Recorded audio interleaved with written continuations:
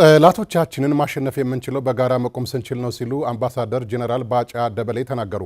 በአምባሳደር ጄኔራል ባጫ ደበሌ የተጻፈው የጸረ ሽምቅ ውጊያ ጥበብ መጽሐፍ በይፋ ተመርቀዋል። ሰለሞን አሰፌ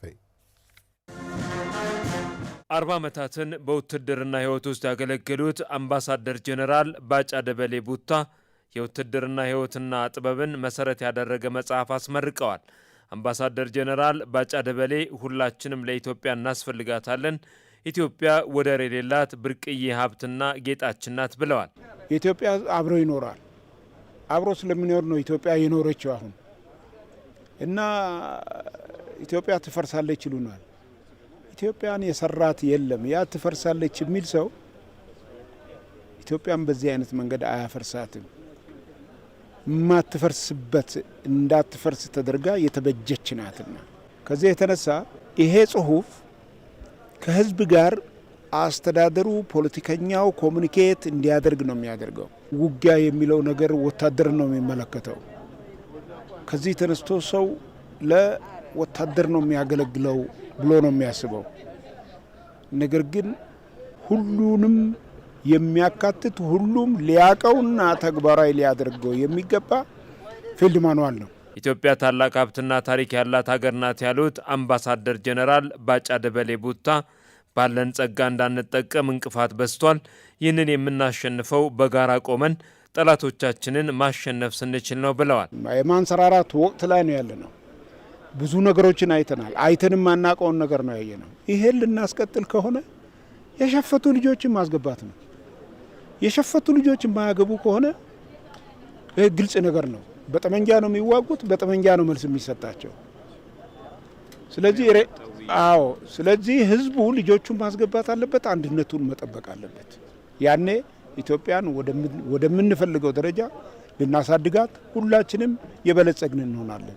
በመጽሐፍ ምረቃ መርሃ ግብሩ ላይ የተገኙት የኢፌዴሪ ጦር ኃይሎች ኤታማዦር ሹም ፊልድ ማርሻል ብርሃኑ ጁላ እንዳሉት በቀደመው ታሪካችን ውስጥ የተደረጉና እየተደረጉ ያሉ የሽምቅ ውጊያዎች ጸረ ኢትዮጵያ ውጊያዎች መሆናቸውን ጠቅሰው ትውልዱ ካለፈው ስህተት ተምሮ ለሀገር እድገት መስራት ይጠበቅበታል ሲሉ አሳስበዋል። ጣሊያንን በ5 ዓመቱ የአርበኝነት ትግል ከአገራችን ካባረርነው ውጊያ ውጪ ሁሉም ውጊያ ጸረ ኢትዮጵያ ነው።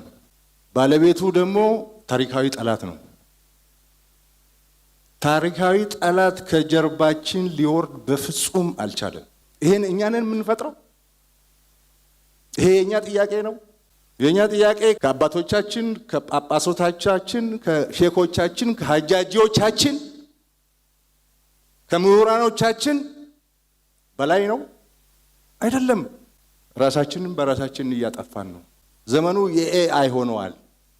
ዘመኑ የስማርት ኮሚኒኬሽን ዘመን ሆነዋል። ሳይንስን፣ ጥበብን፣ ውጊያን ከዘመኑ ጋር ካልቀየርከው አንድ ሰርተ ቁጭ ካደረግ ትበላለህ።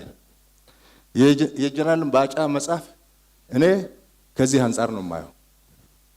ዘመኑን የዋጀ ዘመኑን የሚመጥን የነበረውን ሪቫይዝ የሚያደርግ አዳዲስ አቅሞችን የጨመረ መጽሐፍ ስለሆነ ለተቋማችን በጣም ይጠቅማል። መሪዎቻችን ለማስተማር በጣም ይጠቅማል። በአምባሳደር ጄኔራል ባጫ ደበሌ የተጻፈው የጸረ ሽምቅ ውጊያ ጥበብ መጽሐፍ ምረቃ መርሃ ግብር ላይ የጦር ኃይሎች ምክትል ኤታማዦር ሹም ጄኔራል አበባው ታደሰ፣ የብሔራዊ መረጃና ደህንነት ዋና ዳይሬክተር አምባሳደር ሬድዋን ሁሴን፣ የቀድሞው የኢፌዴሪ ሕዝብ ተወካዮች ምክር ቤት አፈ ጉባኤ አባዱላ ገመዳ፣ ከፍተኛ የጦር መኮንኖች፣ የፌዴራልና የክልል አመራሮች፣ ከፍተኛ የሥራ ኃላፊዎች ታዳሚ ሆነዋል።